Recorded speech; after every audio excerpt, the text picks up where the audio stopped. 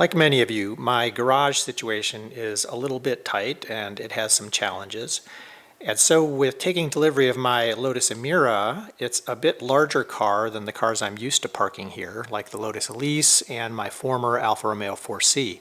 So I've had to make some accommodations, and I thought it would be helpful to just walk you through the things that I've done in the hopes that some of you may find these tips helpful in your own garage situations. I've been waiting 3 years since placing a deposit, and I've been chomping at the bit to create a bunch of new Emira content.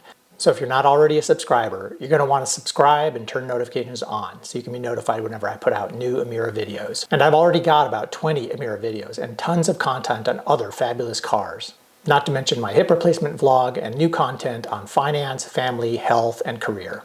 So join me in winning the game of life. So first off, our garage is set up kind of oddly. You've got this staircase that comes down from the house, and so what happens is I have a very tall ceiling, but these steps sort of interfere with parking on this side of the garage. And that's why the lift ended up on that side of the garage, because we just knew that there was no way to make it work on this side with these stairs infringing on the space available. And if you look down here, you can see, I mean, this is not a lot of space right here. You know, I could just walk through there. It's a little bit of a tight squeeze. And if you come to the back of the car, you can see that, you know, it's in the garage, but again, not a lot in the garage. You know, you can see I can walk back here, but it's not super spacious.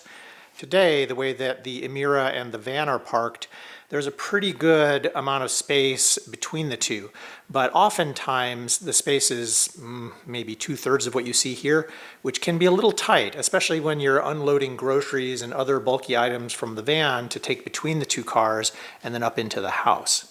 So I've been working with my wife to try and get her to park as close to the column here as possible, which it looks like she did a very good job of today. But then what also helps is pulling up closer to this wall, because what happens then is if the van is pulled all the way forward, then when you open the van door, it doesn't go anywhere near the Lotus Emira, whereas here you can see it gets kind of close. And oftentimes the Emira is actually a little bit further toward the van here, because if you look at the door swing, you know, these cars have very long doors, and so they have a very wide door swing. So if you look, it's going open to the first notch, but I can't extend it all the way, right? I mean, I should open that door considerably more. And so in this occasion, I have parked a little bit too far to the left, and therefore you have more space between the vehicles, but this is not really ideal for me to get in and out of the Lotus Emira. And the other thing that we noticed here, so I've had this strip of German-made garage rubber for quite some time, several years, and it worked great for the Lotus Elise and for the Alfa Romeo 4C. But what I found, and luckily one of my sons noticed this the day I brought the Emira home and pulled it into the garage for the first time, the shape of this door, the part that sticks out the most is this point here, and it was below this padded area, so it was going to hit the concrete wall, and that would have been a disaster. So I'm glad that he noticed it. I was able to not push the door open all the way, and I temporarily put this piece of foam insulation here to protect the car door. But I have a better, more permanent solution that I'll share with you here in a couple minutes. The other thing that was interesting is I have these car seat covers, which are very nice. They worked great in the Lotus Elise and in the Alfa Romeo 4C, but they fall short in the Lotus Emira. The seats, I guess, are in total much longer. So I went online and looked, and almost all of them are the same length as this one that I purchased, but I did find one that's extra long, so we'll see if that actually covers the entire seat. And then finally, you know, this makes me very nervous, right? The Emira has good sensors, but because you're coming at this post with sort of the corner of the car, it makes me a little bit nervous that the sensors are going to pick it up correctly. And just as a precaution, I'd like to have some protective padding or something on this post here. Here are some of the items that I've purchased to try and make my garage a little bit safer for the Lotus Emira. First off, I've got some cushioned pads. These are foam pads that can go on that column, and some other foam pads that I can use, I think, in front of my wife's van. I've got the larger seat, so hopefully that'll cover the entire seat. And then also, you know, after volleyball, I'm very sweaty and I always worry about the seat belts. So this seat belt protector, I think, is going to go on the bar that goes across your chest. I'm still not sure what to do about the lap belt, but we'll see. And then I noticed, you know, the Lotus Emira has a pretty wide sill. And I noticed some sand had fallen on there after volleyball the other day. So I just thought I'd get this very sort of soft bristle brush that I can brush that sand off so it doesn't damage the car and scratch and things like that. And then finally, driving gloves, because after I'm playing volleyball, or you know, if I go out for a massage or something, my hands will either be dirty or have some oil on them or something like that. So I thought I needed to have a pair of gloves in the car just to keep that Alcantara steering wheel from getting too filthy. So I tried these the other day. I'm not sure that I love them. They're a little bit difficult to get on because the wrist section is a little bit narrow. So I'm sure for driving they're fabulous. But if I'm going to be using them frequently, I'd like something a little easier to slide on or take off. These black ones I just got today, they're not as fancy, but I think they will do the job and help keep the steering wheel clean. So there you go. Now let's see how these things look when I get them installed. Okay, these Garage Smith wall protectors are specially cut. I don't know if you can see that very well, but so that they can fold at a 90-degree angle and go around a post like this. So with these, I'm always worried a little bit about the adhesive and whether it's going to be strong enough to really keep these things in place, or whether I'm going to be struggling with these over time, always peeling off the wall. I think it's pretty good though. It's actually like a reinforced mesh with a pretty significant looking adhesive. And you can see I already put one down here and it seems to be sticking pretty well. In fact, it's a little tricky to get the backing off.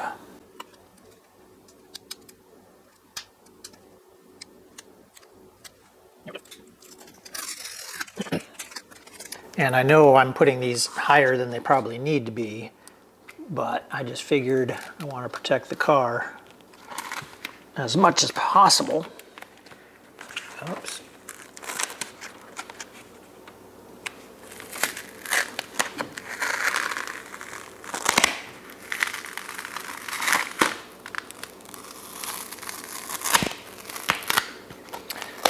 Well, I was able to get it off again, that's good.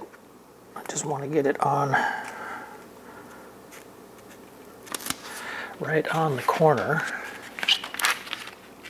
Okay, and I'm going to just apply some pressure all along its length to hopefully help that adhesive really adhere. You know, this wood is not the ideal surface for something like that, but the advertisement said that they could adhere to all kinds of different surfaces, including things like this concrete block wall. So I'm going to be adhering some there as well, not at an angle, but just flat, because I think that'll be the best way to protect the doors. Here you can see I've got my temporary foam thing up on the wall, so I'm going to remove that. Just push that off to the side here. And I've got marks on the wall for where different car doors hit. And it's also a marker to tell me like how far in I want to be. So when I pull into the garage, I'll open the door, and when it's fully extended, I want to just be able to see this marker here. So I know I'm far enough into the garage that I'm not sticking out under the door, and I'm not too short that I'm, you know, gonna hit that post up front. So I've got a mark here for my Elise, and then I've got a mark here for the Emira. So in terms of putting these two pads up, I want to put them up to cover that full area plus some, of course. So I think, see, I've got two of them. I think probably like here. That's what I'm looking at. And I think I'm going to open up the Emira door just to make sure that it's hitting, right? So here, that would be up here. And the angle of the door is going to hit right in the middle of that pad, which is just perfect. I'm going to position it just like that, so it'll hit right there. And that's almost an inch thick rubber, this piece right here, plus the additional rubber that's behind it, but that almost inch is way plenty. I mean, I'm not slamming those doors open. So I'm pretty happy. I think that's gonna really do a good job of protecting this door. Just wanna double check again before I mount something. Okay, so let me go ahead and mount this up there.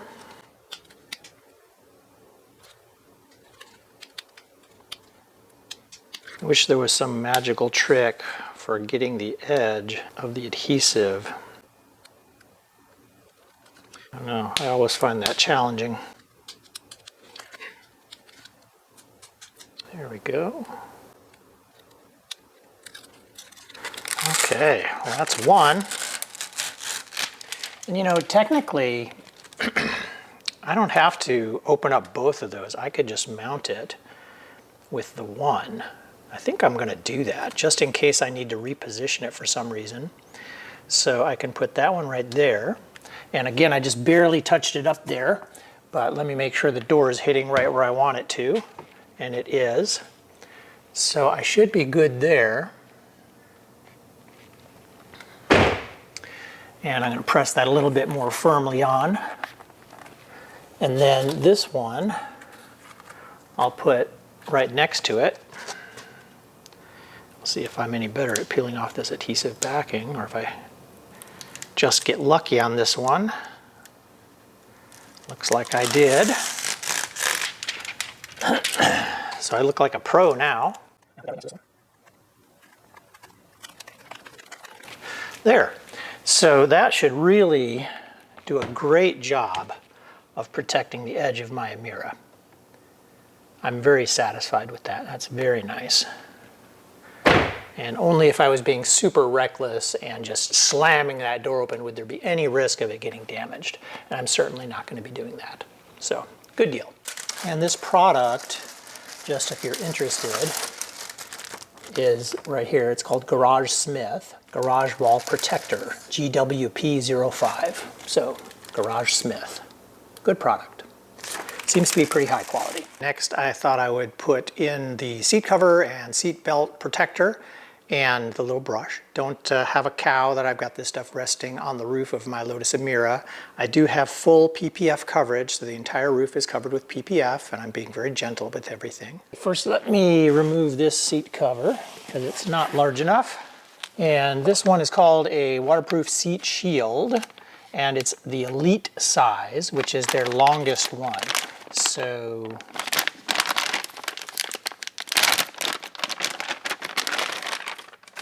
ooh, it feels very nice and soft. Now the one that I had on here before was cotton, and I really liked the cotton feel and the absorbency and stuff like that. I wasn't able to find one large enough for this seat that was cotton, sort of terry cloth material. So I found this one, which is like an artificial microfiber, but they're all waterproof. They have a waterproof non-slip layer on the back, so you can kind of see that here. So let me see. Okay, and they've got a sort of a cup part that will go over the top of the seat to hold it in place.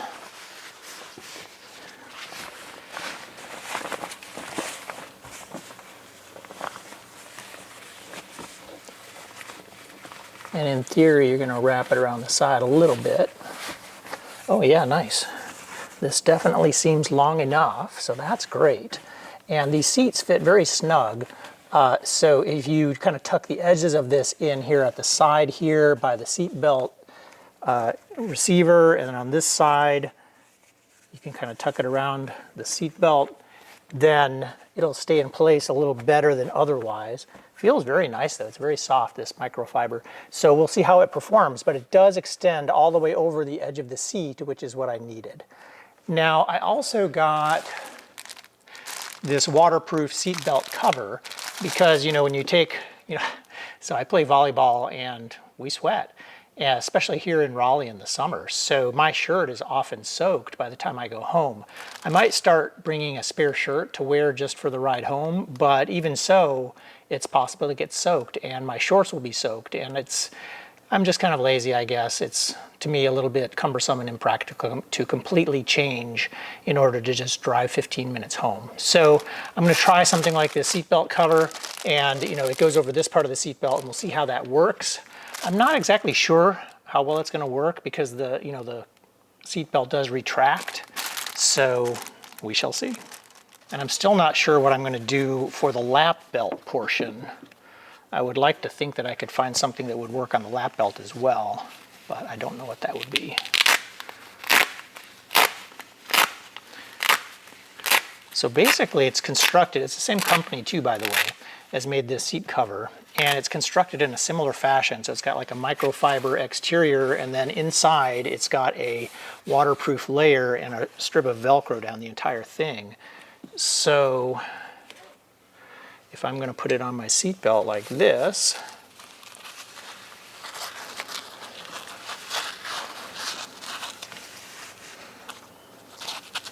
okay, and I think it has to fold over like this.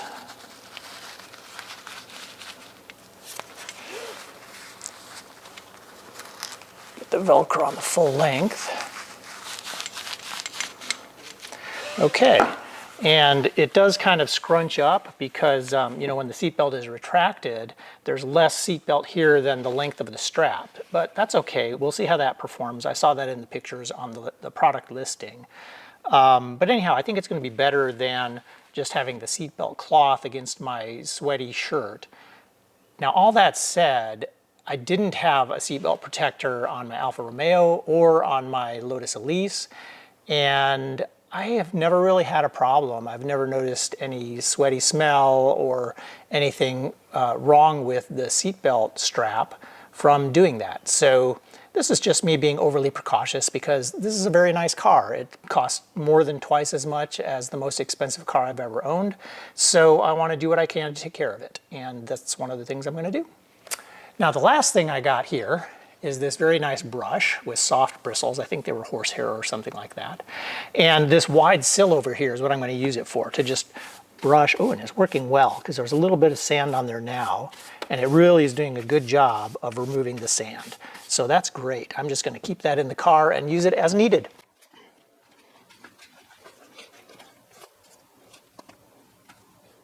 One final adjustment I'm going to make is to put some padding on the wall in front of our van so that my wife can pull up comfortably and with confidence that she's not going to smash or crunch or scratch anything. So I got some additional foam pads, again from Garage Smith, to put up on the wall here. So I'm going to do that, and I've sort of measured the height and stuff. They will, hit the bumper right where it sticks out the most, and should provide a nice surface and protection. If I can open this packaging. Okay. And I'm going to be mounting these directly onto the concrete wall here, so I believe that they will adhere well. I did check, they provided guidance on their product listing about what sort of surfaces you could mount this stuff against, and it seemed like a concrete wall would work okay. Similarly challenging to get the backing off the adhesive. I guess that's a good sign. That means the adhesive is very, very strong.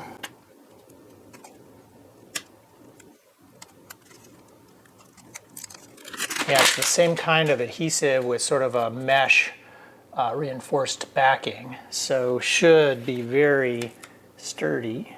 I'm just going to position that right there. Give it a little bit of push. Hopefully it'll adhere well even to this porous concrete block wall. And I've got 4 of these, so I'm going to try and sort of evenly space them. That would be one thing I guess I would request manufacturers do with this product, which is come up with some way to more easily remove the backing. They just need some sort of a starting point so that it can be easily peeled off. So let's see. So I think this is the other side.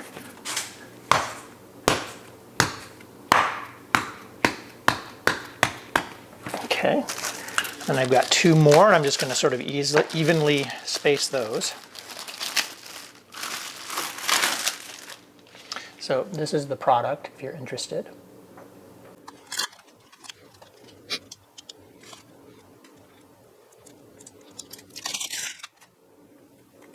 I'm going to put that one up very lightly, just in case I want to reposition these last two.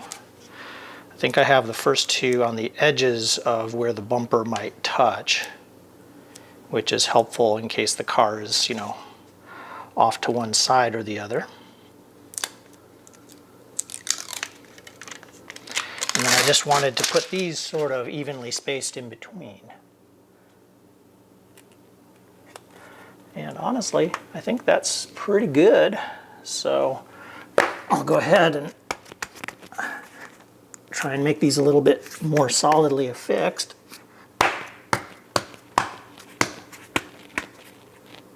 See how good over time that adhesive is, but it seems to be pretty good. So I'm going to be optimistic and say I think it's going to stick.